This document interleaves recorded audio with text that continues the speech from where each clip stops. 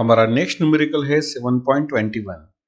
Equilibrium constant Kc for the reaction N2 plus 3H2 gives 2NH3 at 500 Kelvin is 0.061. At particular time, the analysis shows that composition of the reaction mixture is 3.0 mole per liter nitrogen, 2.0 mole per liter hydrogen, and 0.5 mole per liter ammonia. Is the reaction at equilibrium?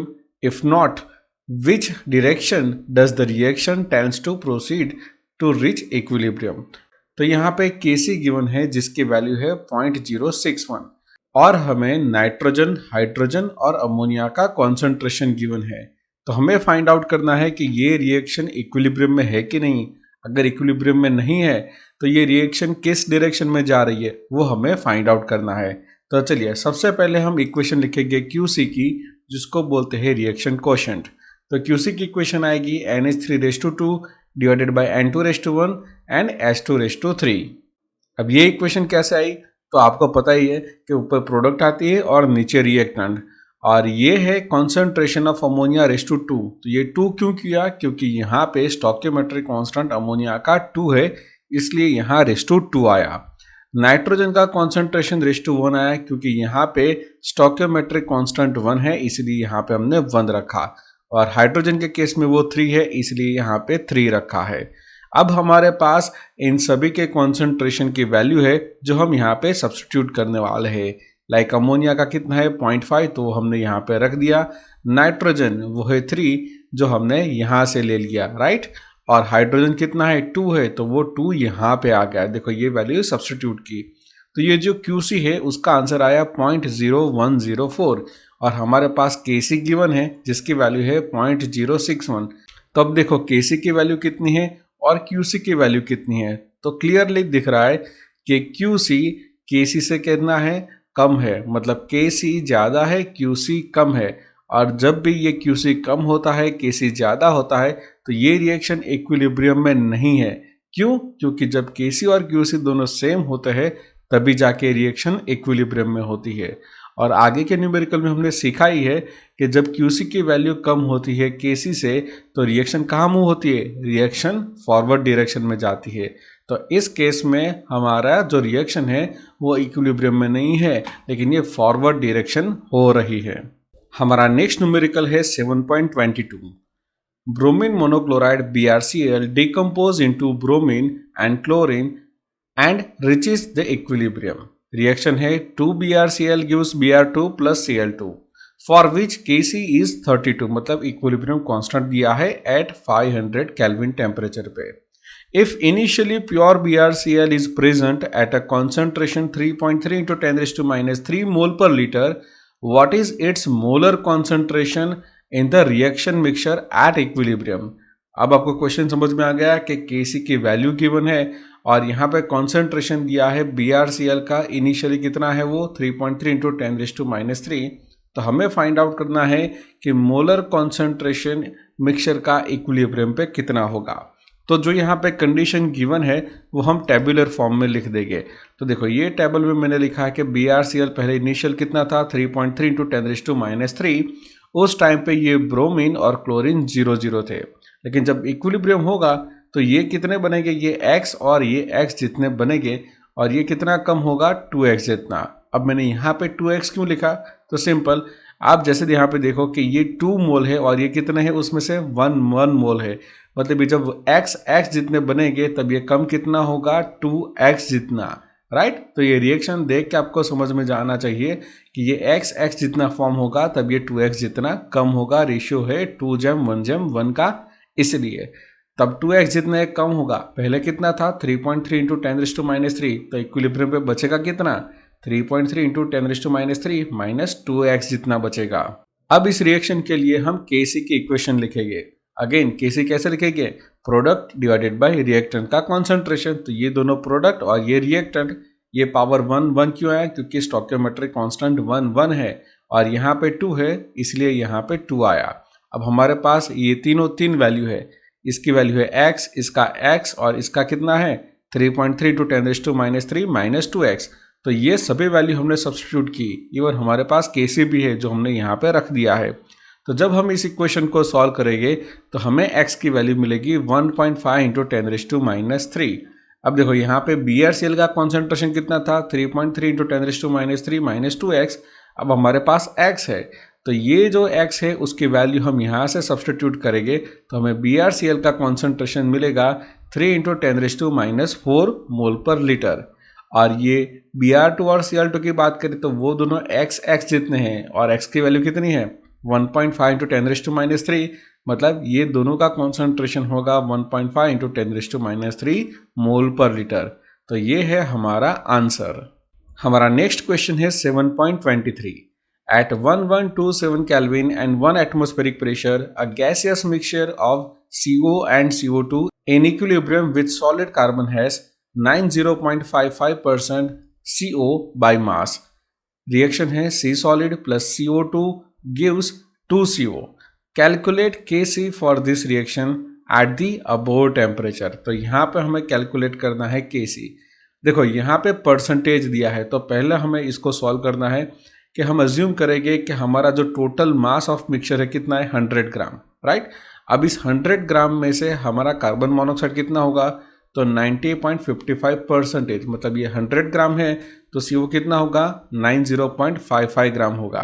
तो अब हमारा जो CO2 होगा वो कितना होगा तो of course ये 100 में से 90.55 सब्सट्रैक्ट कर देंगे तो बचेगा हमारा ये CO2 बचेगा। आप बोलोगे कि सर हमने ये कार्बन क्यों नहीं लिया क्योंकि ये सॉलिड फॉर्म में है तो हम ये गैसियस रिएक्शन में सिर्फ ये दोनों गैस को ही कंपेयर करेंगे, ये सॉलिड को नहीं लेने वाले हैं। अब हमारे पास मास है इन दोनों का तो हम फाइंड आउट करेंगे उसके मोल। तो पहले करेंगे CO के मोल।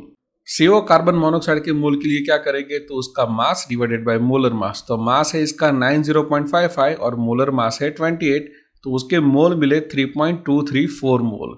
सेम वे से हम CO2 के बारे में करेंगे तो CO2 का मास है 9.45 और उसका मोलर मास है 44 तो CO2 के मोल मिले 0.215 मोल। तो कार्बन मोनोऑक्साइड का जो पार्शियल प्रेशर होगा वो कितना होगा तो mole of CO divided by mole of CO plus mole of CO2 into total pressure. तो देखो ये है total mole fraction multiply by क्या किया हमने टोटल प्रेशर किया। तो देखो यहाँ पे मोल ऑफ CO कितने हैं 3.324 तो वो हमने यहाँ दोनों जगह पे लिख दिए। मोल ऑफ CO2 कितने हैं तो वो हमने लिख दिए और टोटल प्रेशर जो यहाँ पे गिवन है वो है 1 एटमॉस्फेरिक प्रेशर तो हमें आंसर मिला 0.938 एटमॉस्फेयर प्रेशर।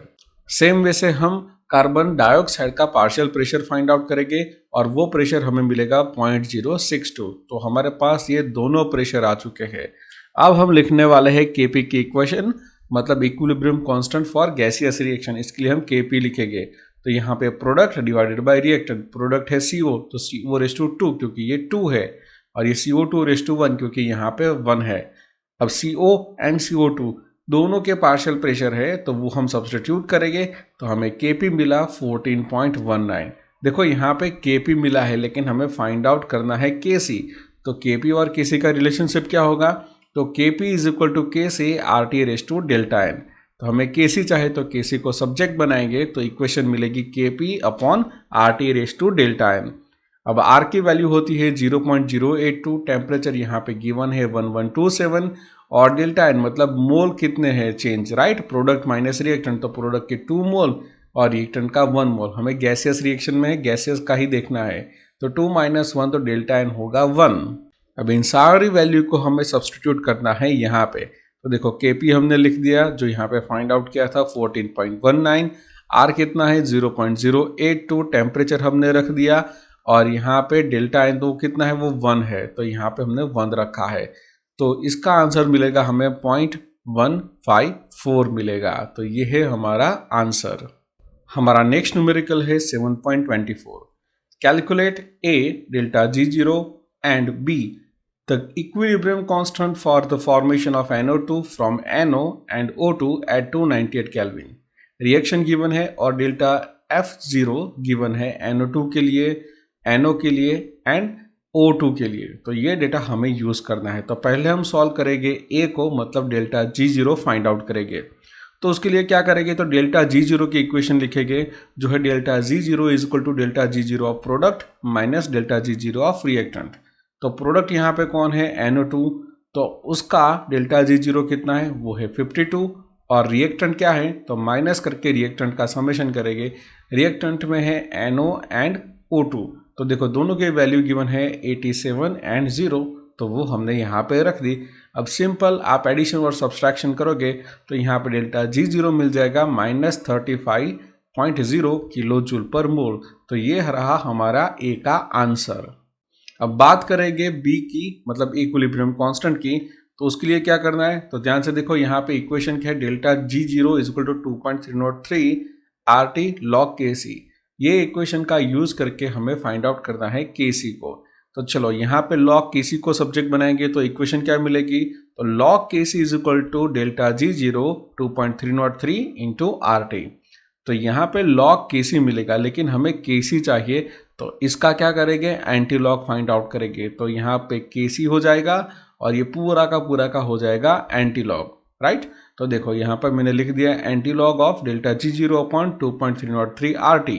अब यहाँ पर वैल्यू को सब्सटीट्यूट करना है। तो देखो डेल्टा जी जीरो की वैल्यू कितनी है, -35, 2.303, तो हम लिख देंगे। R लिखेंगे 8.314 और टेम्परेचर यहाँ पे लिखेंगे 298 केल्विन, जो यहाँ पे गिवन है। तो इन सभी के वैल्यू को सब्सटीट्यूट करके जो आंसर मिलेगा उसका एंटी लॉग फाइंड आउट करेंगे, तो हमें KC मिलेगा 1.36 इंटू 10⁻⁻⁶, और ये है हमारा आंसर।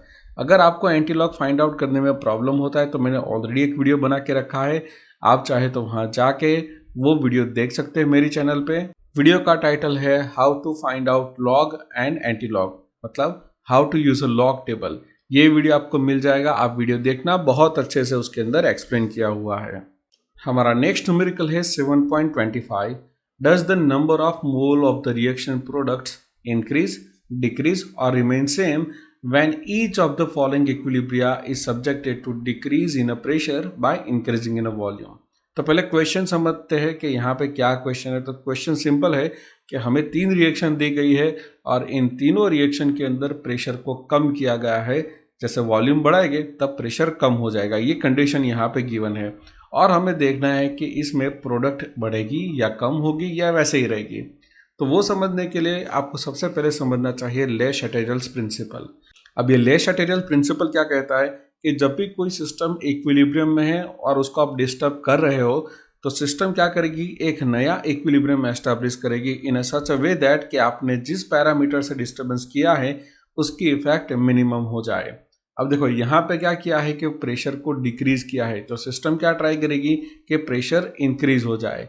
तो सिस्टम उस तरह पे इक्विलिब्रियम को ले जाएगी जिस साइड पे उसका प्रेशर इंक्रीज हो जाए। तो देखो यहाँ पे पहली रिएक्शन की बात करें तो गैसियस कितने हैं मोल, यहाँ पे रिएक्टेंट साइड पे 1 है, लेकिन प्रोडक्ट साइड पे कितने हैं, 2 मोल है, राइट। 1 मोल इसका और 1 मोल इसका।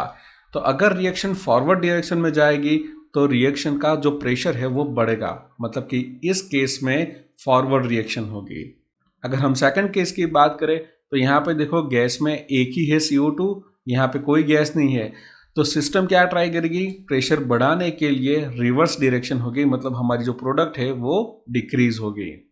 अगर थर्ड केस की बात करें तो रिएक्टेंट साइड पे वाटर है एज अ गैसियस फेज में रिएक्टेंट, और प्रोडक्ट साइड पे हाइड्रोजन है गैसियस फेज में एज अ प्रोडक्ट, राइट। और दोनों के मोल 4 ही है। दैट मीन्स अगर हम प्रेशर इंक्रीज करें या डिक्रीज करें कुछ भी फर्क नहीं पड़ने वाला। That means product remain the same amount. तो ये तीनों प्रिडिक्शन कर सकते हैं अकॉर्डिंग टू द ले शटेरियल्स प्रिंसिपल। ये प्रिंसिपल बहुत ही इंपॉर्टेंट है, अगर आपने सीख लिया तो कोई भी पैरामीटर चेंज करने से क्या फर्क पड़ेगा इक्विलिब्रियम पे वो एक्सप्लेन कर सकते हो। अब हम आगे बढ़ेंगे हमारे न्यूमेरिकल 7.26 पे। विच of the following reaction will get affected by increase the pressure? Also mention whether the change will cause the reaction to go into the forward or backward direction। और वैसे करके हमारे पास ये 6 रिएक्शंस गिवन है। तो देखो ये रिएक्शन को कैसे हम एक्सप्लेन करेंगे, तो सबसे पहले मैं आपको एक टेबल दे रहा हूँ। देखो ये टेबल ध्यान से देख लो, यहाँ पे क्या है, मोल ऑफ गैसियस रिएक्टेंट अगर कम हो और मोल ऑफ गैसियस प्रोडक्ट ज़्यादा हो, देखो ये रिएक्टेंट कम और प्रोडक्ट ज़्यादा, तो उस टाइम पे क्या होगा, अगर हम प्रेशर इंक्रीज करेंगे तो कौन सी रिएक्शन होगी, रिवर्स डायरेक्शन में रिएक्शन जाएगी। और उस केस में अगर हम प्रेशर को डिक्रीज करें तो फॉरवर्ड डायरेक्शन होगी। अगर हमारे रिएक्टेंट मतलब गैसियस रिएक्टेंट ज़्यादा हो और प्रोडक्ट कम हो और उस टाइम पे हम प्रेशर को इंक्रीज करेंगे तो फॉरवर्ड डायरेक्शन होगी, और उस टाइम पे हम प्रेशर डिक्रीज करें तो रिएक्शन रिवर्स डायरेक्शन में जाएगी। तो देखो यहाँ पे मैंने ये दोनों केस लिखे हैं, और एक थर्ड केस ऐसा है कि जिसके अंदर गैसियस रिएक्टेंट एंड प्रोडक्ट दोनों इक्वल हो, तो उस टाइम पे आप प्रेशर इंक्रीज करो या डिक्रीज करो कोई फर्क नहीं पड़ने वाला। तो बाय यूजिंग दिस टेबल हमें इनको एक्सप्लेन करना है। तो देखो मैंने यहाँ पे रखा है, अब ध्यान से देखो ये सब गैसियस है, यहाँ पे रिएक्टेंट के साइड पे कितना है 1 मोल और यहाँ पे 2 मोल। तो कौन सी कंडीशन आई, यहाँ पे 1 और 2, मतलब ये प्रोडक्ट ज़्यादा है गैसियस में और रिएक्टेंट कम, तो ये वाला केस आया। और यहाँ पे क्या है, प्रेशर को इंक्रीज किया जा रहा है, तो इंक्रीज प्रेशर करेंगे तो कौन से डायरेक्शन में जाएगी, तो यहाँ पे जाएगी रिवर्स डायरेक्शन। इस केस में देखो ये गैस ही देखना है हमें, तो यहाँ पे 1 मोल है, ये 2 मोल है, मतलब रिएक्टेंट के साइड पे कितने हैं 3 मोल्स, राइट। और यहाँ पे कितने हैं 1 एंड 2, तो ये भी 3 मोल, मतलब दोनों साइड पे कितने हुए, सेम हुए। अगर दोनों साइड पे सेम है मतलब रिएक्टेंट एंड प्रोडक्ट इक्वल है, मतलब mole of reactant and product equal है गैसियस के, तो उस टाइम पे प्रेशर इंक्रीज करो या डिक्रीज करो, नो इफेक्ट। तो थर्ड केस में क्या हो रहा है, ये CO2 गैस है जो 1 मोल है, इसको कंसिडर नहीं करेगी क्योंकि ये सॉलिड है, और ये 2 मोल, मतलब हमारा जो गैस हुआ ये CO2 गैस ये 1 है और ये प्रोडक्ट साइड पे 2 है, मतलब ये 1 और यहाँ पे 2, तो कौन सी साइड ज़्यादा हुई, हमारी प्रोडक्ट साइड ज़्यादा हुई, और उस टाइम पे प्रेशर इंक्रीज करोगे तो रिवर्स डायरेक्शन में जाएगी। ये फोर्थ केस की बात करें तो यहाँ पे गैस है, ये भी गैस, ये भी गैस, ये 2 1 1, ये 2 1 1, कौन ज़्यादा है रिएक्टेंट या प्रोडक्ट, तो रिएक्टेंट ज़्यादा है प्रोडक्ट कम है, तो ये वाला केस आया। और इस केस में इंक्रीज करेंगे हम प्रेशर को तो रिएक्शन जाएगी फॉरवर्ड डायरेक्शन में। फिफ्थ केस की बात करें तो ये सॉलिड है तो ये 0 ही होगा, कंसिडर नहीं होगा, ये भी कंसिडर नहीं होगा, लेकिन ये गैस कंसिडर होगा, मतलब 0 0 1, तो कौन ज़्यादा हुआ, तो हमारा प्रोडक्ट ज़्यादा हुआ, रिएक्टेंट कम हुआ, और उस टाइम पे प्रेशर इंक्रीज करोगे तो रिवर्स डायरेक्शन में जाएगी। लास्ट केस की बात करें तो ये गैस, ये गैस, ये गैस और ये भी गैस, तो ये 4 5 4 6, 4 5 4 6, 4 + 5 कितना होगा 9, और ये कितना होगा 10, मतलब हमारा रिएक्टेंट कम है प्रोडक्ट ज़्यादा है, और प्रेशर इंक्रीज करोगे तो रिवर्स डायरेक्शन होगी। सो बाय यूजिंग दिस टेबल आप ये सभी कुछ प्रिडिक्ट कर सकते हो। हमारा नेक्स्ट न्यूमेरिकल है 7.27। The equilibrium constant for the following reaction is 1.6 into 10⁵ at 1024 Kelvin. Reaction है H2 gas plus Br2 gas gives 2 HBr. Find the equilibrium pressure of all gases if 10 bar of HBr is introduced into a sealed container at 1024 Kelvin. अब condition समझ लो, देखो ये reaction already equilibrium में है। अब यहाँ पे जो सिस्टम इक्विलिब्रियम में है उसमें हम HBr इंट्रोड्यूस करके डिस्टर्ब कर रहे हैं, तो रिवर्स रिएक्शन ही होगी, और वो रिएक्शन है 2HBr gives H2 plus Br2। अब देखो ये जो K दिया है मतलब इक्विलिब्रियम कांस्टेंट, वो है फॉरवर्ड रिएक्शन के लिए, लेकिन यहाँ पर तो रिवर्स रिएक्शन होगी, तो उसके लिए इसकी वैल्यू क्या आएगी, तो हम लिखेंगे K'(P) और उसकी वैल्यू होगी 1/Kp जितनी, मतलब 1/1.6 इंटू 10⁵ जितनी होगी। अब जो कंडीशन है वो हम टेबुलर फॉर्म में लिखने वाला है, तो चलो पहले हम टेबुलर फॉर्म लिख देंगे। तो यहाँ पे HBr पहले इनिशियल पे कितना था, वो 10 जितना था, और H2 और Br2 कितने थे 0 0 जितने थे, ये मान लेते हैं, राइट। अब देखो जैसे रिएक्शन में आपको दिख रहा है कि ये 2 मोल है और ये कितने हैं 1 मोल, मतलब ये P और P जितने फॉर्म हो गए तब ये कितने कम हो गए 2 जितने कम हो गए, मतलब ये 2P जितना कम होगा और ये P एंड P जितना फॉर्म होगा। तो अब जो नया इक्विलिब्रियम एस्टैब्लिश होगा उसमें ये Br2 भी P जितना होगा, H2 भी P जितना होगा, और ये HBr कितना कम होगा 2P जितना कम होगा। अब इनिशियल में था 10 और कम कितना हुआ 2P जितना, तो बचा कितना 10 - 2P जितना बचा। अब ये जो डेटा है हम Kp की इक्वेशन में लिखने वाले हैं, मतलब K'(P) कितना होगा, तो H2⁴1 Br2⁴1 एंड HBr⁴2। अब H2 Br2 एंड HBr की वैल्यूज हम सब्स्टिट्यूट करेंगे और साथ में K'(P). K'(P) कितना है, तो 1/1.6 इंटू 10⁵ जितना, ये P और ये 10 - 2P जितना। अब इसको हम सॉल्व करने वाले हैं, तो 1/1.6 इंटू 10⁵ का आंसर आएगा 6.25 इंटू 10⁻⁻⁶, ये P इंटू P हो जाएगा P²। अब देखो यहाँ पे दोनों जगह पे स्क्वायर है, तो हम क्या करेंगे, ये दोनों साइड पे हम अंडर रूट लेंगे, मतलब रूट ले लेंगे। अब रूट लेंगे तो यहाँ पे स्क्वायर स्क्वायर चला जाएगा और इसका अंडर रूट आएगा, तो इसका अंडर रूट आएगा 2.5 इंटू 10⁻³ और यहाँ पे दोनों जगह पे स्क्वायर निकल जाएगा तो रहेगा p और 10⁻2p। अब ये 10⁻2p को सामने मल्टीपल में ले जाएंगे तो सब्जेक्ट बनेगा p, तो इक्वेशन मिलेगी 2.5 into 10⁻³ into 10⁻2p is equal to p। अब इस 2.5 इंटू 10⁻³ को पहले 10 से मल्टीप्लाई करेंगे और माइनस करके 2p के साथ मल्टीप्लाई करेंगे। तो यहाँ पे क्या देखो पावर है 10⁻³ और 10 से मल्टीप्लाई करोगे तो पावर 10⁻³ का हो जाएगा 10⁻², और ये 2p है मतलब ये 2 से मल्टीप्लाई करेंगे इसको तो ये 2.5 का हो जाएगा 5, 10⁻³ रहेगा और साथ में आ जाएगा p। अब हमें क्या करते हैं देखो ये p को उठा के यहाँ पे ले जाना है तो ये माइनस है वो हो जाएगा प्लस, राइट। अब इन दोनों का समेशन करना पड़ेगा और यहाँ पे क्या है 2.5 इंटू 10⁻²। अब यहाँ पे 5 इंटू 10⁻³ है तो यहाँ पे पावर हटा रहा हूँ तो कैसे लिखेंगे 0.005 लिखेंगे। अब इन दोनों का समेशन करना है, ये ऑलरेडी 1 है और ये कितना है 0.005 तो कितना होगा 1.005p।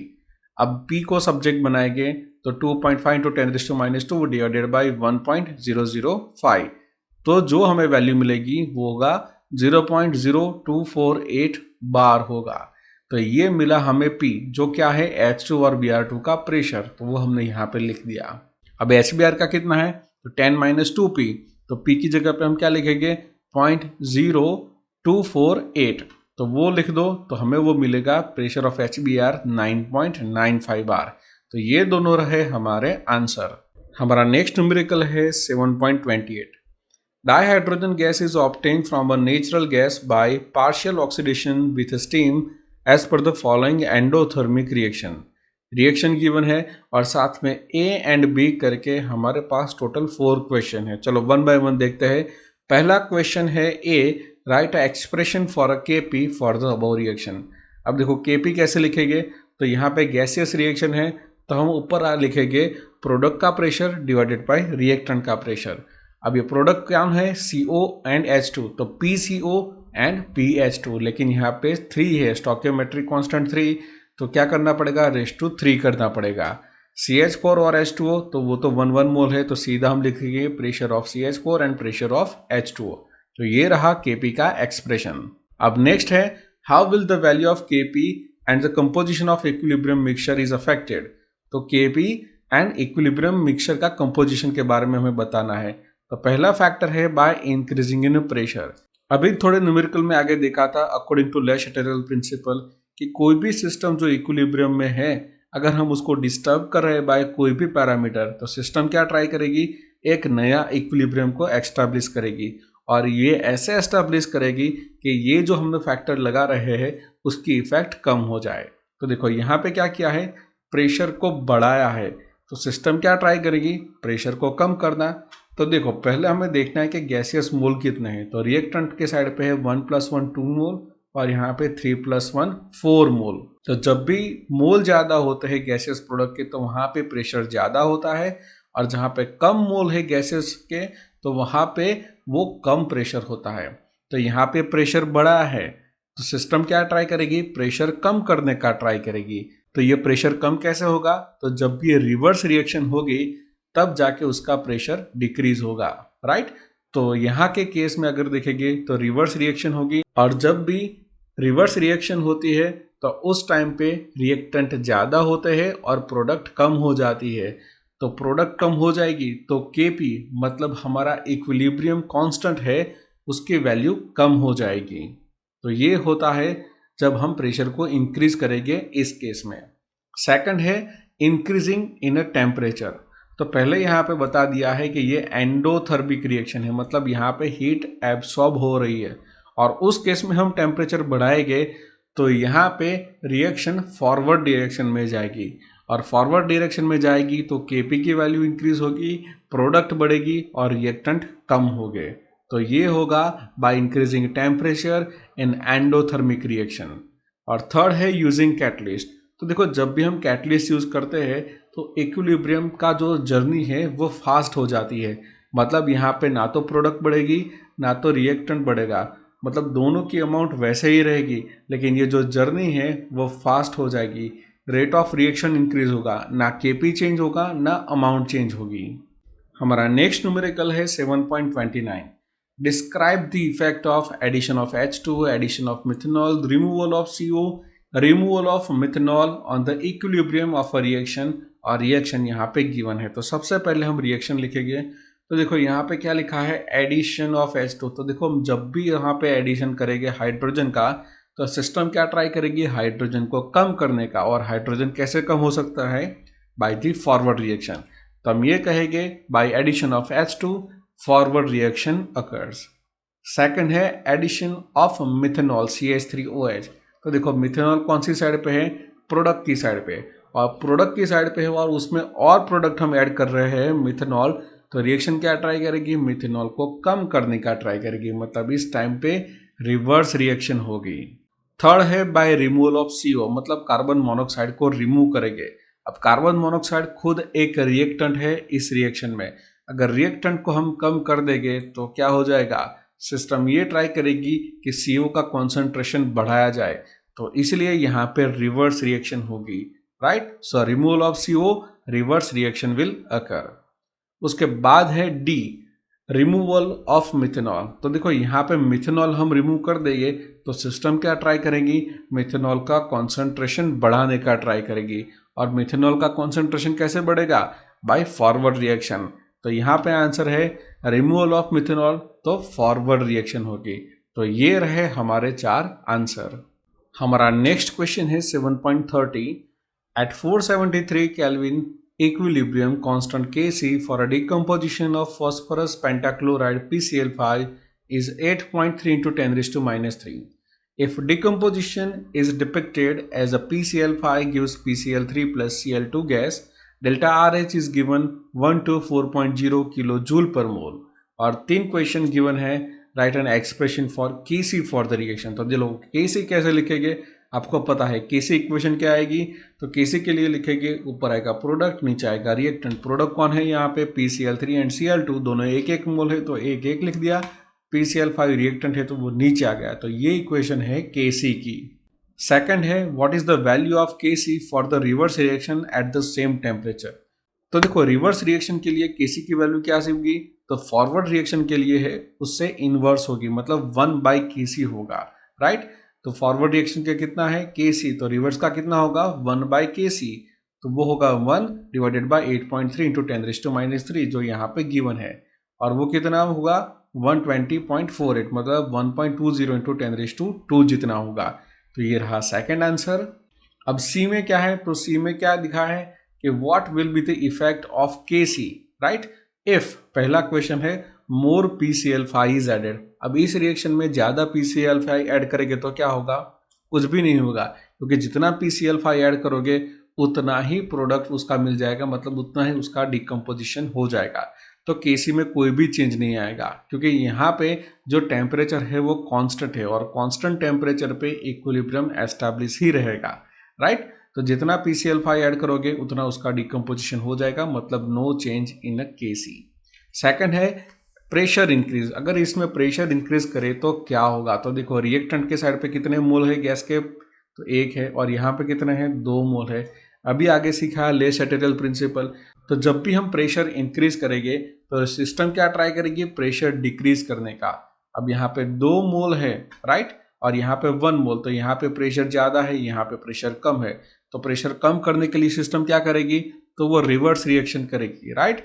तो इसीलिए यहाँ पे जब भी हम प्रेशर इंक्रीज करेंगे बैकवर्ड यानी कि रिवर्स रिएक्शन होगी। और थर्ड है द टेम्परेचर इज इंक्रीज। देखो ये जो रिएक्शन है उसमें डेल्टा RH की वैल्यू पॉजिटिव है, दैट मीन्स ये एंडोथर्मिक रिएक्शन है। और एंडोथर्मिक रिएक्शन में जब भी हम टेम्परेचर बढ़ाते हैं, टेम्परेचर इंक्रीज करते हैं, तो उस टाइम पे प्रोडक्ट बढ़ती है। अब जब भी प्रोडक्ट की अमाउंट बढ़ेगी तो रिएक्टेंट कम हो गए, और वैसे ही क्या कह सकते हैं हम कि Kc की वैल्यू इंक्रीज हो जाएगी, राइट। तो delta RH positive means endothermic reaction, तो Kc क्या होगा, बढ़ेगा, प्रोडक्ट ज़्यादा होगी, रिएक्टेंट कम हो गए। हमारा नेक्स्ट क्वेश्चन है 7.31। Dihydrogen gas use in a Haber process is produced by reacting methane from natural gas with the high temperature steam.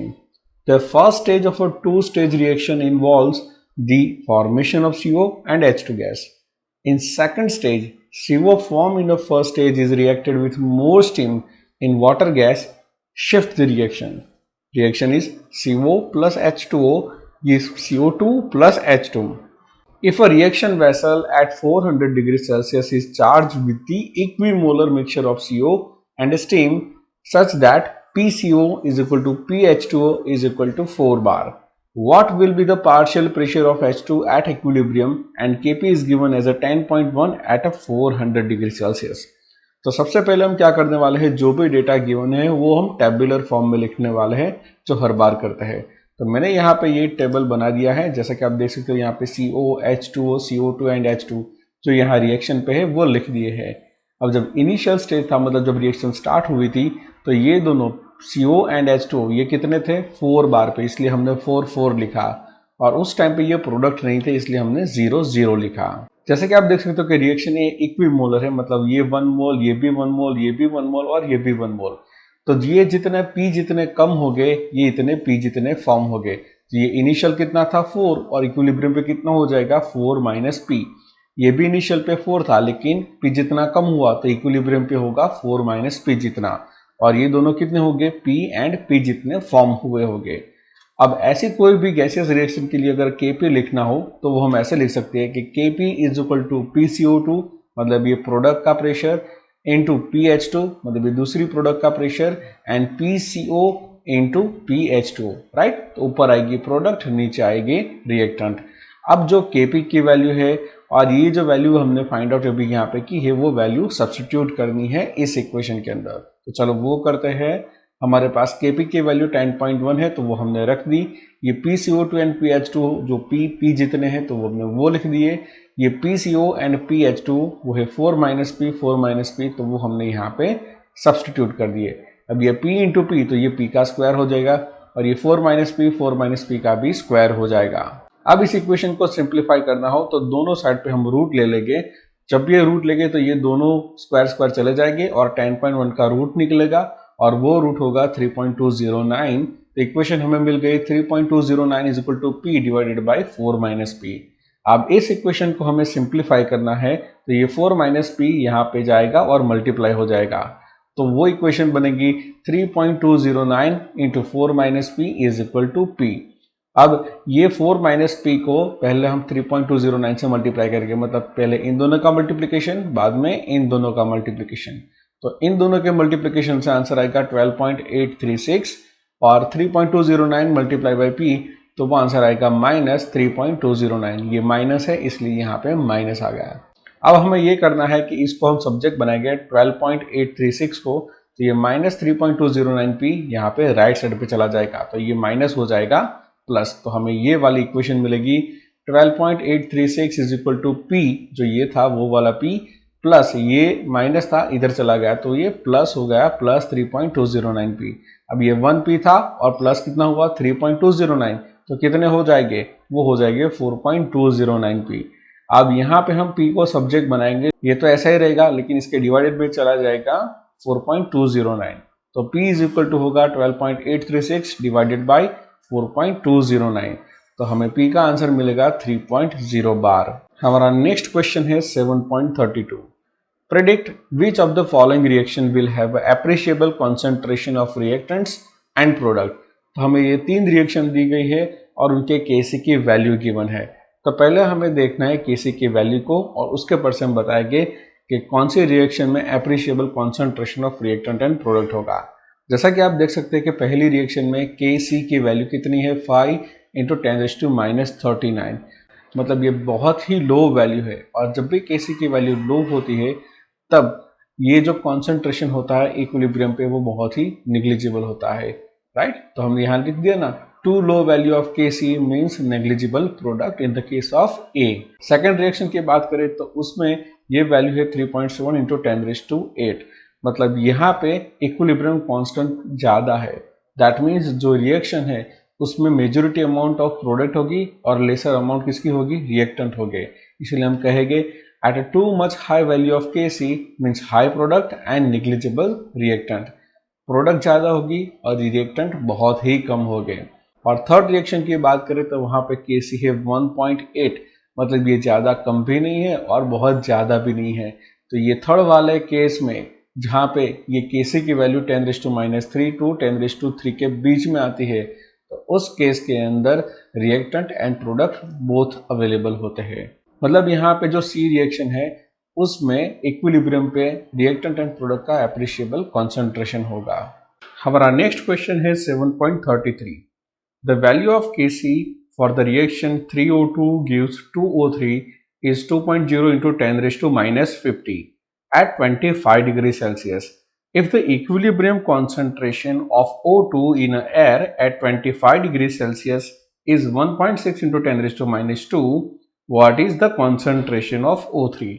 तो यहाँ पे हमें फाइंड आउट करना है कॉन्सेंट्रेशन ऑफ O3 और हमारे पास जो डेटा गिवन है वो है Kc गिवन है और इक्विलिब्रियम कॉन्सेंट्रेशन दिया है O2 का, वो है 1.6 into 10⁻²। तो चलिए ये डेटा हम पहले लिखेंगे हमारे टेबुलर फॉर्म में। तो जैसे कि हम हर बार करते हैं वैसा हमने यहाँ पे टेबल बना दिया है। O2 का इक्विलिब्रियम पे कॉन्सेंट्रेशन है 1.6 into 10⁻², जो कि यहाँ पे गिवन है, और हमें ये वाला इक्विलिब्रियम कॉन्सेंट्रेशन O3 का फाइंड आउट करना है। तो चलिए इस रिएक्शन के लिए हम Kc की इक्वेशन लिखेंगे। तो Kc की इक्वेशन होगी O3⁻² एंड O2 का कॉन्सेंट्रेशन ⁻3। ये कैसे लिखा है वो हमें पता ही है कि ऊपर आएगी प्रोडक्ट और नीचे आएगा रिएक्टेंट। ये प्रोडक्ट है O3 लेकिन उसका स्टोइकियोमेट्रिक कांस्टेंट 2 है, तो उसका हम ⁻2 करेंगे, जबकि ये रिएक्टेंट O2 है और उसका स्टोइकियोमेट्रिक कांस्टेंट है 3, तो हम करेंगे O2⁻3। अब देखो यहाँ पे Kc नोन है हमारे पास, राइट, और ये O2 का कॉन्सेंट्रेशन है, O3 फाइंड आउट करना है, तो हम सब्स्टिट्यूट करेंगे वैल्यूज। तो चलिए Kc की वैल्यू कितनी है, तो वो है 2.0 into 10⁻⁻50, वो हमने ये लिख दिया। O2 कितना है, तो वो है 1.6 into 10⁻², तो वो भी हमने यहाँ पे लिख दिया। ये फाइंड आउट करना है, तो इसे बनाएंगे सब्जेक्ट। अब O3⁻2 को सब्जेक्ट बनाएंगे तो इक्वेशन मिलेगी 2.0 into 10⁻⁻50, ये चला जाएगा सामने तो हो जाएगा मल्टीपल में, तो वो मल्टीपल में आ गया 1.6 into 10⁻²⁻3। अब इसको हम सॉल्व करेंगे, मतलब इसका ⁻³ करेंगे और बाद में इससे मल्टीप्लाई करेंगे। तो इसका क्यूब करने से हमें आंसर मिलेगा 4.096 into 10⁻⁻6। अब इस दोनों टर्म को हमें करना है मल्टीप्लाई, तो चलिए इन दोनों को मल्टीप्लाई करेंगे। तो मल्टीप्लाई करने से इसका आंसर आता है 8.192 और इन दोनों का आंसर आ जाएगा -56। तो ये तो था O3 का स्क्वायर, लेकिन हमें चाहिए O3 का कॉन्सेंट्रेशन। तो ये जो टर्म मिले ना उसका हमें अंडर रूट करना पड़ेगा, और जब हम इसका अंडर रूट करेंगे तो उसका आंसर मिलेगा 2.862 into 10⁻⁻28। हमारा नेक्स्ट क्वेश्चन है 7.34। The reaction CO plus 3H2 gives CH4 plus H2O is at equilibrium at 1300 Kelvin in a 1 liter flask. It also contains 0.30 mole of CO, 0.10 mole of H2 and 0.02 mole of H2O and a known amount of CH4 in the flask. Determine the concentration of CH4, that means methane, in a mixture. The equilibrium constant Kc for the reaction at a given temperature is 3.90. तो इस numerical में हमें ये reaction दी गई है जो equilibrium में है। हमारे पास CO, H2 एंड H2O का कॉन्सेंट्रेशन है और फाइंड आउट करना है कि CH4 कितना है। तो पूरी कंडीशन हम टेबुलर फॉर्म में लिखेंगे। देखो CO कितना है 0.30, H2 है 0.10, मीथेन हमें नहीं पता और H2 है 0.02।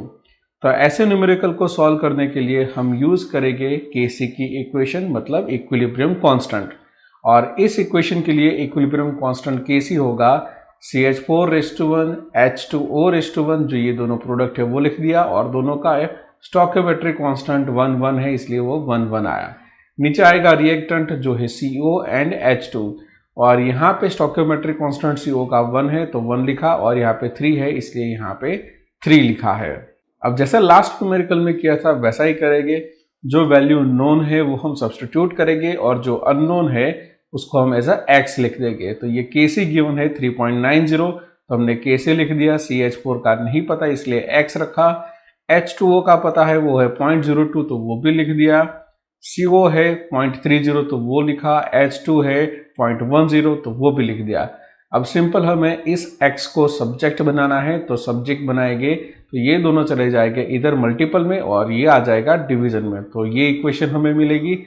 और इस इक्वेशन को सॉल्व करने से हमें मिलेगी x की वैल्यू जो है 0.0585 मोल। हमारा नेक्स्ट क्वेश्चन है 7.35। What is meant by conjugate acid base pair? Find the conjugate acid और base for the following species.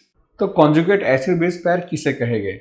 So the acid base pair that differ only by one proton is called conjugate acid base pair. मतलब जो species, मतलब अगर मैं HNO2 की बात करूं तो उसके अंदर देखो एक प्रोटॉन यहां से निकाल दूं तो क्या मिल जाएगा NO2 माइनस, और इस NO2 माइनस में एक प्रोटॉन ऐड कर दो तो क्या मिलेगा HNO2। तो इन दोनों में डिफरेंस कितना है? सिर्फ एक प्रोटॉन का। तो ये दोनों कहलाएंगे कॉन्जुगेट एसिड बेस पेयर। अब बात करें CN माइनस की, तो CN माइनस है तो उसके अंदर एक प्रोटॉन ऐड करो तो क्या मिलेगा HCN, और इस HCN में से एक प्रोटॉन निकालो तो क्या होगा CN माइनस। तो ये दोनों भी हुए कॉन्जुगेट एसिड बेस पेयर। वैसे ही हम HClO4 के लिए भी लिख सकते हैं, एक प्रोटॉन गया तो मिला ClO4 माइनस, और इसमें अगर एक प्रोटॉन ऐड कर दे तो मिलेगा HClO4। सेम वे से हम F माइनस का कर सकते हैं तो वो HF मिलेगा। इस OH माइनस के लिए हम H ऐड कर देंगे तो H2O मतलब HOH मिलेगा। सेम वे से हम CO3 माइनस 2 की बात करें तो उसके अंदर एक प्रोटॉन ऐड करें तो मिलेगा HCO3 माइनस, और उसमें से एक प्रोटॉन निकाले तो मिल जाएगा CO3 माइनस 2। तो ये दोनों भी हुए इसके conjugate acid base pair. Finally S minus 2 की बात करें तो S माइनस 2 के पास कोई भी प्रोटॉन नहीं है तो उसमें एक प्रोटॉन ऐड करें तो मिलेगा HS माइनस। देखो यहाँ पे -2 है तो S माइनस 2 में प्रोटॉन ऐड करो तो मिलेगा HS माइनस। तो ये दोनों एक दूसरे के कॉन्जुगेट एसिड बेस पेयर हुए। हमारा नेक्स्ट क्वेश्चन है 7.36। Which of the following are Lewis acid? और हमारे पास दिए H2O, BF3, H+ and NH4+। तो पहले ये पता होना चाहिए कि लुईस एसिड किसे कहते हैं। तो लुईस एसिड किसको कहेंगे? So Lewis acid is a species which accept the electron pair and Lewis base can donate an electron pair. तो हमें यहाँ पे जो लिस्ट गिवन है उसमें से देखना है कि इलेक्ट्रॉन पेयर एक्सेप्ट कौन कर सकता है और कौन इलेक्ट्रॉन पेयर डोनेट कर सकता है। जो इलेक्ट्रॉन पेयर को एक्सेप्ट कर सकता है वो होगा हमारा लुईस एसिड, और जो डोनेट कर सकता है वो है बेस, राइट, उसको बोलेंगे लुईस बेस। इस न्यूमेरिकल में हमें लुईस एसिड को ही फाइंड आउट करना है, तो यही स्पीसीज देखती है जो इलेक्ट्रॉन पेयर को एक्सेप्ट करे। तो देखो यहाँ पे है H2O, BF3, H+ and NH4+। तो यहाँ पे BF3 में ये बोरॉन इलेक्ट्रॉन पेयर को एक्सेप्ट कर सकता है क्योंकि ये 3 फ्लोरीन है तो इलेक्ट्रॉन पेयर को अपनी ओर खींच लेंगे। सेम वे से H+ भी कर सकता है और NH4+ क्योंकि उसके पास पॉजिटिव चार्ज है, लेकिन ये H2O को इलेक्ट्रॉन पेयर एक्सेप्ट नहीं कर सकता। That means BF3, H+ and NH4+ ये जो 3 है वो इलेक्ट्रॉन पेयर को एक्सेप्ट कर सकते हैं, इसीलिए इसको लुईस एसिड कहा जाएगा। हमारा नेक्स्ट क्वेश्चन है 7.37।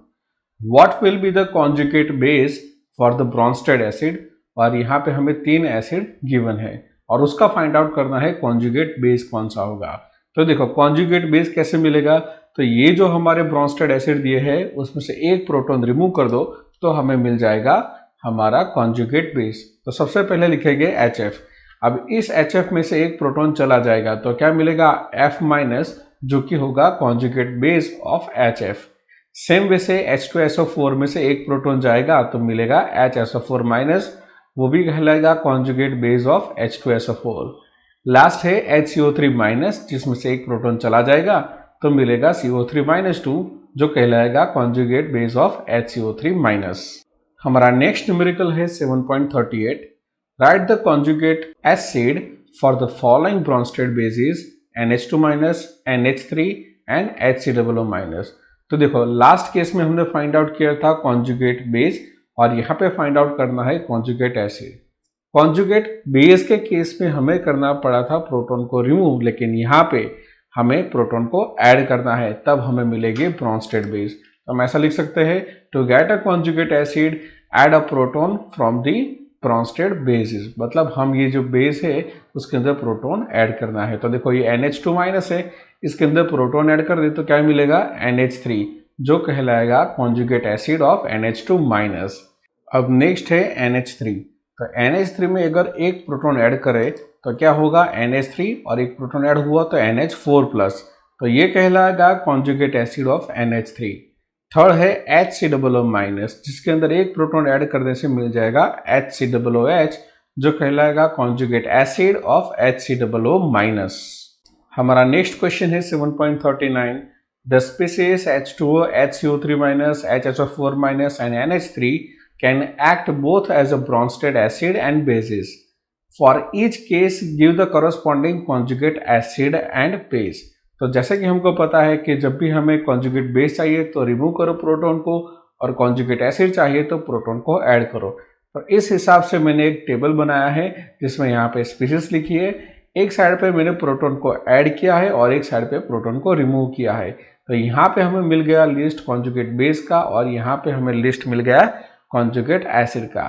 तो ये है हमारा आंसर ऑफ क्वेश्चन 7.39। हमारा नेक्स्ट क्वेश्चन है 7.40।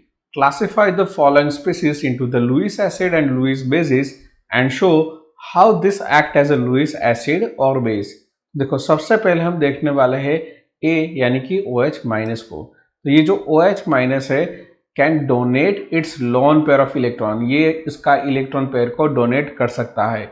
और आपको पता है कि जो इलेक्ट्रॉन पेयर को डोनेट कर सकता है उसे हम कहते हैं लुईस बेस। दूसरी स्पीसीज है F माइनस, जिसके पास ये नेगेटिव इलेक्ट्रॉन पड़े हैं, जो इस इलेक्ट्रॉन पेयर को डोनेट कर सकता है, मतलब शेयर कर सकता है, तो वो भी कहलाएगा लुईस बेस। थर्ड है H प्लस, और ये जो H प्लस है मतलब उसके पास इलेक्ट्रॉन पेयर है ही नहीं, उसके पास पॉजिटिव चार्ज है, तो वो इलेक्ट्रॉन पेयर को एक्सेप्ट करेगा, इसीलिए वो कहलाएगा लुईस एसिड। थर्ड है BCl3।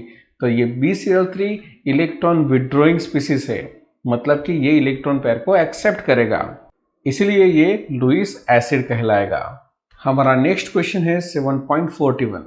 The concentration of hydrogen ion in a sample of soft drink is 3.8 into 10⁻³ molar. What is its pH? तो यहाँ पे हमें pH फाइंड आउट करनी है, और pH की इक्वेशन होती है pH is equal to -log10 of H3O plus का कॉन्सेंट्रेशन। तो ये H3O प्लस का कॉन्सेंट्रेशन है 3.8 इंटू 10⁻³, तो इसका हमें लॉग फाइंड आउट करना पड़ेगा। अब एग्जाम में आपको साइंटिफिक कैलकुलेटर अलाउड नहीं है, तो आपको लॉग टेबल का यूज़ करना पड़ेगा। और लॉग टेबल कैसे यूज़ करें उसके लिए मैंने एक वीडियो बनाया है, वो वीडियो आप जाके देख लेना, यहाँ पे ऊपर पे लिंक आती होगी, और साथ में डिस्क्रिप्शन में भी मैं इसकी लिंक रख दूंगा। अगर आप ये वीडियो देखोगे तो आपको लॉग और एंटी लॉग के सारे डाउट्स क्लियर हो जाएंगे, और बहुत ही ईजी वे से मैंने समझाया है, तो ज़रूर देखना ये वीडियो। अब ये -log10 से 3.8 और 10⁻³ को ट्रीट करना है, तो कैसे होगा, ये -log3.8 हो जाएगा और ये -log10⁻³ हो जाएगा। आप बोलोगे सर यहाँ पे मल्टीप्लाई है तो प्लस आएगा, लेकिन ये प्लस और ये माइनस तो क्या हो जाएगा, माइनस हो जाएगा। अब इसका जो लॉग फाइंड आउट करोगे वो मिलेगा आपको -0.58। ये माइनस तो मैंने रख दिया, और ये 10⁻³ का लॉग कितना आएगा, -3 आएगा। तो ये -3 माइनस माइनस माइनस क्या हो जाएगा, प्लस हो जाएगा, ये +3 और ये होगा 0.58, तो आंसर मिलेगा 2.42, जो होगी इसकी pH। हमारा नेक्स्ट न्यूमेरिकल है 7.42। The pH of a sample of vinegar is 3.76। Calculate the concentration of hydrogen ion in it. तो यहाँ पे हमें फाइंड आउट करना है कि कॉन्सेंट्रेशन क्या है, हमें pH गिवन है और उसके ऊपर से फाइंड आउट करना है हाइड्रोजन आयन का कॉन्सेंट्रेशन। तो चलिए करते हैं। तो pH की इक्वेशन लिखेंगे जो है हमारा pH is equal to -log10 of H3O plus. अब यहाँ पे हमारे पास pH है तो मैं pH लिख दूंगा, तो वो है 3.76, और फाइंड आउट करना है इस H3O प्लस को। तो देखो, इसको हम सब्जेक्ट बनाएंगे, तो ये जो हमारा लॉग है वो इधर जाएगा तो हो जाएगा एंटी लॉग। तो हम ऐसा लिख सकते हैं कि H3O प्लस का कॉन्सेंट्रेशन इज इक्वल टू क्या होगा, एंटी लॉग ऑफ -pH। अब ये एंटी लॉग है और ये -pH, तो pH 3.76 थी, तो अब कितनी हो जाएगी, -3.76। अब ये एंटी लॉग कैसे फाइंड आउट करेंगे, तो अभी जस्ट मैंने आगे न्यूमेरिकल में बताया कि ये वीडियो जाके देख लेना, आपके लॉग और एंटी लॉग के डाउट क्लियर हो जाएंगे। तो इस वीडियो के रेफरेंस से हम इसका एंटी लॉग फाइंड आउट करेंगे, और वो आंसर मिलेगा 1.74 इंटू 10⁻⁴ मोलर। तो ये है कॉन्सेंट्रेशन ऑफ हाइड्रोजन आयन जब विनेगर का pH है 3.76। तो ये रहा हमारा आंसर। हमारा नेक्स्ट न्यूमेरिकल है 7.43। The ionisation constant of HF, HCWH, HCN at 298 Kelvin are 6.8 into 10 raised to minus 4, 1.8 into 10 raised to minus 4, 4.8 into 10 raised to minus 9 respectively. Calculate the ionization constant of the corresponding conjugate base. तो देखो ये कैसे find out करेंगे हम, तो उसके लिए आपको एक इक्वेशन याद रखनी है जो कि आपको ऑलरेडी पता है कि KW is equal to KA into KB। देखो यहाँ पे हमें KB चाहिए, तो KB को सब्जेक्ट बनाएंगे तो इक्वेशन क्या मिलेगी, KW बाई KA। तो बस इसी इक्वेशन को इन सब के लिए यूज करना है। तो पहले हम करेंगे HF के लिए। तो HF के लिए ये जो KA है वो है 6.8 इंटू 10 रेज़ टू माइनस 4। अब इस इक्वेशन में हमें KA की वैल्यू सब्स्टिट्यूट करेंगे और KW को। हम सभी को पता है कि KW की वैल्यू होती है 10 रेज़ टू माइनस 14 और KA यहाँ पे गिवन है। तो यहाँ पे जो KB मिलेगा वो है 1.5 into 10 raise to minus 11। Same way से हम HCWH के लिए करेंगे। KB की वैल्यू कैसे मिलेगी, तो देखो KW की वैल्यू रखी, KA की वैल्यू रखी, तो हमें मिल गया KB। और सेम वे से हम HCN के लिए करेंगे, तो वहाँ पे है KA 4.8 into 10 raise to minus 9, तो ये KA की वैल्यू रखी, KW है 10 रेज़ टू माइनस 14, तो KB मिला 2.08 इंटू 10 रेज़ टू माइनस 6। तो ये रहा हमारा आंसर।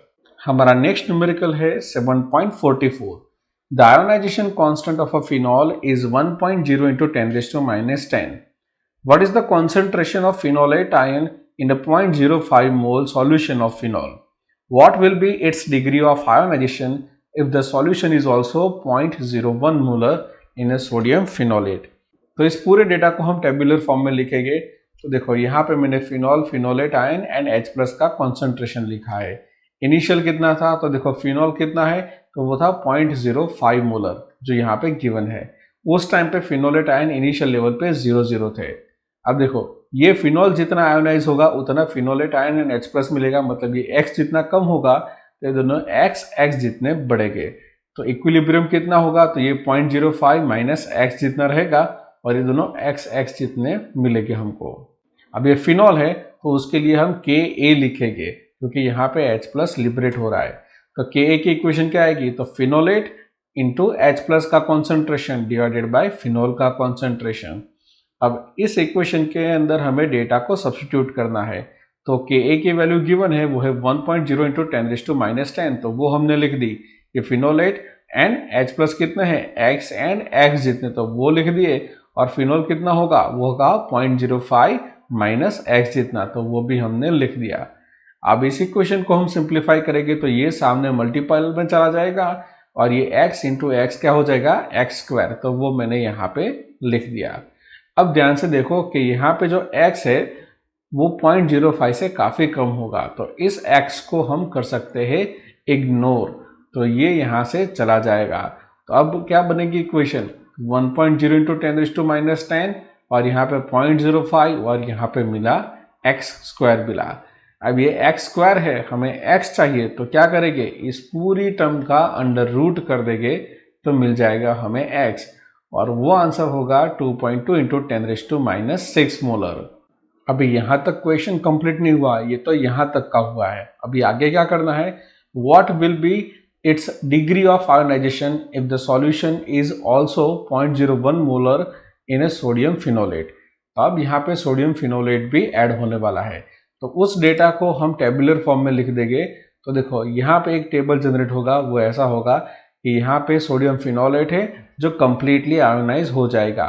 तो देखो ये 0.01 मोलर है, तो आयोनाइज होकर क्या होगा, 0.01 molar phenolate ion and 0.01 molar sodium ion हो गए। जबकि बात करें फिनॉल की तो उसमें आयोनाइजेशन पार्शियल होता है according to its degree of freedom. तो देखो ये 0.05 इंटू अल्फा जितना कम होगा और ये कितना 0.05 इंटू अल्फा जितना आयोनाइज हो जाएगा। ये जो अल्फा है ना वो है डिग्री ऑफ आयोनाइजेशन। तो चलिए हम कॉन्सेंट्रेशन लिखेंगे, फिनॉल का कितना होगा, तो फिनॉल का कितना है 0.05 माइनस 0.05 इंटू अल्फा। ये इनिशियल था, ये इतना कम हुआ तो बचा कितना इक्विलिब्रियम पे, इतना बचा।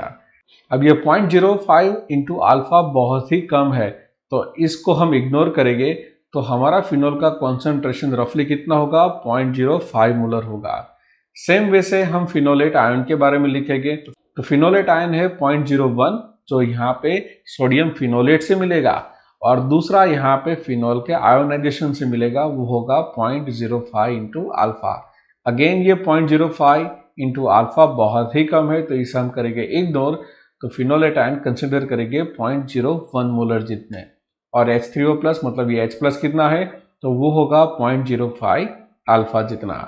तो हम ये सब वैल्यू Ka की इक्वेशन में लिखेंगे, ये रही हमारी Ka की इक्वेशन, और इन सब के अंदर ये सभी वैल्यूज को हम सब्स्टिट्यूट करेंगे। मतलब ये Ka जब भी लास्ट में मिला हमें, ये 0.01 ये यहाँ रहा, 0.05 मतलब कि ये H3O प्लस का रहा, और ये वाला मतलब फिनोल का कॉन्सेंट्रेशन 0.05 रहा। अब यहाँ पे हमें फाइंड आउट करना है इस अल्फा को, तो उसको सब्जेक्ट बनाएंगे और इस इक्वेशन को सॉल्व करेंगे, तो हमें अल्फा है वो मिलेगा 1.0 into 10⁻⁻10 plus 2, that means 1.0 into 10⁻⁸, और ये है हमारा answer.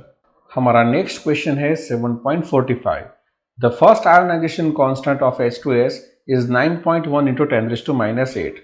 Calculate the concentration of HS minus ion in its 0.1 molar solution. How will this concentration be affected if the solution is 0.1 molar in HCl also? If the second dissociation constant of H2S is 1.2 into 10⁻13, calculate the concentration of S-2 under both the condition. देखो question काफ़ी लंबा होने वाला है, मतलब ये 4 part में divide होगा। कैसे होगा, तो चलो वन बाय वन क्वेश्चन को सॉल्व करेंगे। पहला क्या है, calculate the concentration of HS minus in its 0.1 molar solution, वो फाइंड आउट करेंगे। तो अगेन सिंपल वे है टेबुलर फॉर्म में डेटा को लिखना। तो देखो यहाँ पे मैं एक टेबल ड्रॉ कर रहा हूँ, और उस टेबल के अंदर देख सकते हो कि H2S है और उसका आयोनाइजेशन H प्लस में और HS माइनस में हुआ है। इनिशियल में ये H2S कितना था, तो वो 0.1 मोलर था, और उस टाइम पे H प्लस और HS माइनस 0 थे। अब इमेजिन करो कि ये X जितना कम होगा और ये X और X जितना बढ़ेगा, क्योंकि ये सब इक्विमोलर है इसीलिए। तो इक्विलिब्रियम पे कितना बचेगा, ये तो 0.1 था और उसमें से X गया, मतलब 0.1 माइनस X जितना बचा, और ये दोनों कितने हो गए, X और X जितने। जैसा कि लास्ट न्यूमेरिकल में किया था वैसा ही करना है कि एक इक्वेशन, ये प्रोडक्ट और ये रिएक्टेंट, और यहाँ पे वैल्यूज रखनी है ये वाली, मतलब कि एक गिवन है X और ये X, ये दोनों प्रोडक्ट के लिए, और ये है रिएक्टेंट के लिए, और यहाँ पे हमारा फोकस होना चाहिए X पे। तो अगेन X को सब्जेक्ट बनाएंगे, तो ये x² यहाँ पे हो गया, इसके साथ में यहाँ पे ये मल्टीपल में चला जाएगा 0.1 माइनस X, और इस X को हम इग्नोर करेंगे 0.1 से, तो हमें क्या मिलेगा, 9.1 इंटू 10⁻⁸ इंटू 0.1, और यहाँ पे होगा x²। अगर x चाहिए तो क्या करना पड़ेगा, इसका अंडर रूट करना पड़ेगा, और उसका आंसर आएगा 9.54 इंटू 10⁻⁵ मोलर। अभी और आगे न्यूमेरिकल में हमें जाना है, क्योंकि यहाँ पे क्या लिखा है, how will the concentration be affected if the solution is 0.1 molar in HCl also, मतलब अब HCl को भी कंसिडर कराना है। तो अगेन हम टेबल में लिख देंगे कि ये HCl भी आ गया, तो HCl से क्या होगा, ये H3O प्लस और Cl माइनस लिबरेट होगा, ये जितना 0.1 है उतना ही ये दोनों रिलीज हो गए। तो अगेन यहाँ पे जो कॉन्सेंट्रेशन है H2S का वो कितना होगा, 0.1 माइनस X जितना, और इस X को हम इग्नोर भी कर सकते हैं क्योंकि काफ़ी कम वैल्यू होगी। तो H2S का कॉन्सेंट्रेशन लेंगे 0.1 मोलर, HS माइनस का कितना होगा, तो वो होगा X जितना, और ये H3O प्लस कितना होगा, तो उस टाइम पे ये दोनों कंट्रीब्यूट हो गए, मतलब 0.1 और प्लस X जितना। तो ये सभी वैल्यूज हमने यहाँ पे रखनी है, और वो हम रखने वाले हैं Ka की इक्वेशन में। यहाँ पे H3O प्लस है, ये यहाँ पे आया नहीं है, लेकिन ये H3O प्लस है ये वाला। अब ये Ka की इक्वेशन में हम HS माइनस H3O प्लस और H2S की वैल्यू को सब्स्टिट्यूट करेंगे। ये क्या होगा, X, और ये होगा 0.1, क्योंकि ये X को हम इग्नोर करेंगे इन द कंपैरिजन ऑफ 0.1, तो ये तीन वैल्यू यहाँ पे आने वाली है। तो देखो ये X इंटू 0.1 डिवाइडेड बाई 0.1, और यहाँ पे होगा 9.1 इंटू 10⁻⁻8। तो देखो ये 0.1 यहाँ पे इरेज हो जाएंगे, मतलब कैंसल आउट हो जाएंगे। तो बचेगा क्या, x is equal to 9.1 into 10⁻⁸, right. तो ये है हमारा आंसर ये वाले पोर्शन का। अब यहाँ पे हमने H2S लेके किया था, लेकिन अब हमें करना है सेकंड डिसोसिएशन कांस्टेंट, मतलब H2S का फर्दर। तो ये जो दो स्टेप किए वो रिपीट करने पड़ेंगे हमें, किसके लिए, सेकंड डिसोसिएशन के लिए। तो चलो वो भी कर देते हैं। तो उसके लिए टेबल में हमने क्या किया, HS माइनस क्यूज H प्लस और S माइनस 2। अब ये तो हमने ऑलरेडी फाइंड आउट कर दिया था कि HS कितना है, वो 9.54 इंटू 10⁻⁵, और ये भी कितना होगा, उतना ही होगा, और S माइनस 2 फाइंड आउट करना है। तो चलिए वो करेंगे। तो इसको हम KA2 बोलेंगे क्योंकि ये सेकंड डिसोसिएशन हुआ ना, इसलिए HS माइनस में से S माइनस 2 और H प्लस मिलेंगे। अगेन इन सब की वैल्यू हम सब्सटीट्यूट करने वाले हैं। ये रहा KA2, ये रहा S माइनस 2 जो कि है X, H प्लस कितना है 9.54 इंटू 10⁻⁵, और HS माइनस वो भी कितना होगा 9.54 इंटू 10⁻⁵। ये दोनों हो जाएंगे कैंसल आउट, तो हमें X कितना मिलेगा 1.2 इंटू 10⁻13 मोलर। तो ये रहा हमारा ये वाला आंसर। अब देखना है कि 0.1 मोलर HCl होगा तब क्या होगा। तो अगेन हम करने वाले हैं हमारे टेबल को ड्रॉ। तो ये रहा टेबल जिसमें हमने HCl को भी दिखाया है, HS माइनस को भी दिखाया है, और ये दोनों वैल्यू कितनी होंगी वो पता नहीं है, इसलिए हमने y लिखा है। तो चलो HS माइनस कितना है, तो वो है 9.1 इंटू 10⁻8 मोलर। S माइनस 2 कितना है, तो वो होगा y जितना, और H3O प्लस कितना होगा, तो ये 0.1 प्लस y जितना। अगेन इस y को करेंगे इग्नोर, तो बचेगा सिर्फ 0.1। KA2 की इक्वेशन हमने लिख दी। अब उसके अंदर वैल्यू सब्स्टिट्यूट करोगे S माइनस 2 की, तो वो है कितनी y, H3O प्लस कितना है, तो वो है 0.1, और HS माइनस ये रहा। अब इस y को सब्जेक्ट बनाओ तो आंसर कितना मिलेगा, वो आंसर होगा 1.74 इंटू 10⁻⁵। तो ये रहा उसका सेकंड आंसर। मतलब टोटल 4 स्टेजेस में हमने इस न्यूमेरिकल को सॉल्व किया है। अब हमारा नेक्स्ट न्यूमेरिकल है 7.46। The ionisation constant of acetic acid is 1.74 into 10⁻⁵। Calculate the degree of dissociation of acetic acid in its 0.05 molar solution. Calculate the concentration of acetate ion in the solution and its pH. तो चलिए इस numerical को solve करेंगे। पहले find out करेंगे degree of dissociation, फिर find out करेंगे concentration of acetate ion और उसकी पीएच को। तो यहाँ पे पहले हम ये टेबल ड्रॉ कर देंगे। टेबल के अंदर हमने लिखा है acetic acid H plus and ये एसिटेट आयन। इनिशियल में एसिटिक एसिड कितना था, तो वो था 0.05 मोलर। तब उस टाइम पे H प्लस और एसिटेट आयन 0 थे। अब इमेजिन कर लेते हैं कि डिग्री ऑफ डिसोसिएशन अल्फा है, तो ये कितना चेंज होगा, 0.05 इंटू अल्फा जितना कम होगा, और ये दोनों 0.05 इंटू अल्फा जितने पड़ेंगे। तो टोटल चेंज क्या आया इक्विलिब्रियम कॉन्सेंट्रेशन पे, 0.05 जितना था और इतना ये कम हुआ। तो मतलब 0.05 माइनस 0.05 इंटू अल्फा जितना कॉन्सेंट्रेशन होगा एसिटिक एसिड का एट इक्विलिब्रियम। H प्लस कितना होगा, तो 0.05 इंटू अल्फा जितना होगा। सेम वे से एसिटेट आयन भी इतना ही होगा। Ka की इक्वेशन लिखेंगे तो नीचे आएगा हमारा रिएक्टेंट और ऊपर होगी प्रोडक्ट जो है एसिटेट आयन और H प्लस आयन, और नीचे है एसिटिक एसिड। अब इन सभी के वैल्यू को हम सब्स्टिट्यूट करेंगे। तो उसके लिए पहले हम सिंपल इक्वेशन लिखेंगे कि यहाँ पे कॉन्सेंट्रेशन इंटू अल्फा, ये है कॉन्सेंट्रेशन इंटू अल्फा। तो हम क्या लिखेंगे, ये कॉन्सेंट्रेशन और अल्फा मतलब C अल्फा। अब यहाँ सिंपल वे से समझे तो ये एसिटेट आयन है, उसका कॉन्सेंट्रेशन कितना है 0.05 अल्फा, तो इसको बोलेंगे C और ये अल्फा। तो ये C अल्फा हो गया। ये H प्लस भी कितना है C इंटू अल्फा, और ये कितना कहलाएगा C माइनस C अल्फा। तो C को कॉमन निकालो तो क्या बचेगा C 1 माइनस अल्फा। इन दोनों को मल्टीप्लाई करेंगे तो मिलेगा C स्क्वायर अल्फा स्क्वायर, और नीचे C है तो एक से कैंसिल आउट हो जाएगा। टेक्निकली ये 1 माइनस अल्फा बहुत ही कम है तो इसको इग्नोर कर सकते हैं। तो जो फाइनल इक्वेशन मिलेगी Ka की वो क्या होगी C अल्फा स्क्वायर। अगर मुझे इस इक्वेशन के अंदर मतलब Ka is equal to C alpha square में अल्फा को सब्जेक्ट बनाना हो तो इक्वेशन क्या मिलेगी, under root Ka by C। Ka की वैल्यू हमें पता है ये रही, और यहाँ पे C कितना है 0.05, तो हमें अल्फा मिलेगा 1.865 इंटू 10⁻⁻5। अब ध्यान से देखो यहाँ पे H प्लस और एसिटेट आयन का कॉन्सेंट्रेशन कितना है 0.05 इंटू अल्फा जितना। तो हम क्या लिखेंगे 0.05 इंटू अल्फा। तो ये अल्फा मिला हमें ये, और C तो हमें पता है, तो इन दोनों को मल्टीप्लाई करोगे तो हमें जो आंसर मिलेगा वो होगा कॉन्सेंट्रेशन ऑफ एसिटेट आयन जो है 9.33 इंटू 10⁻⁻4 मोलर, जो C और अल्फा को मल्टीप्लाई करने से हमको मिला है। अभी हमें फाइंड आउट करना है pH, और pH की इक्वेशन क्या है minus logarithm of concentration of H plus ion.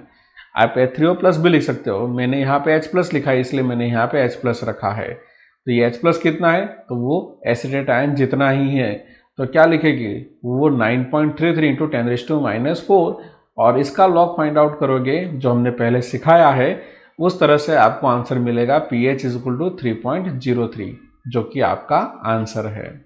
हमारा नेक्स्ट न्यूमेरिकल है 7.47। It has been found that the pH of 0.01 molar solution of an organic acid is 4.15.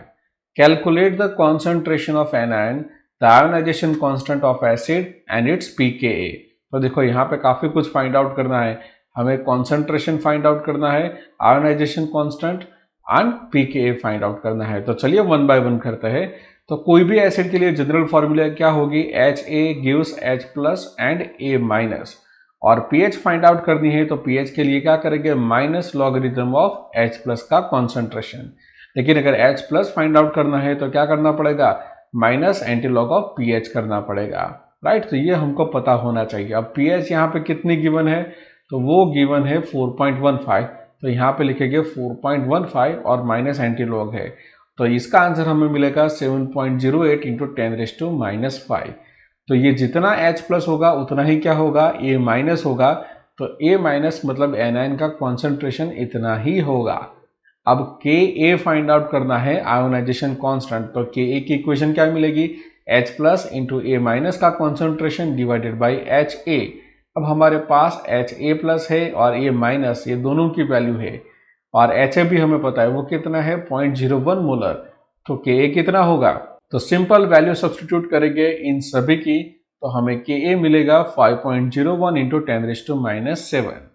अब ये हमें मिला आयोनाइजेशन कांस्टेंट, लेकिन अभी pKa भी फाइंड आउट करना है।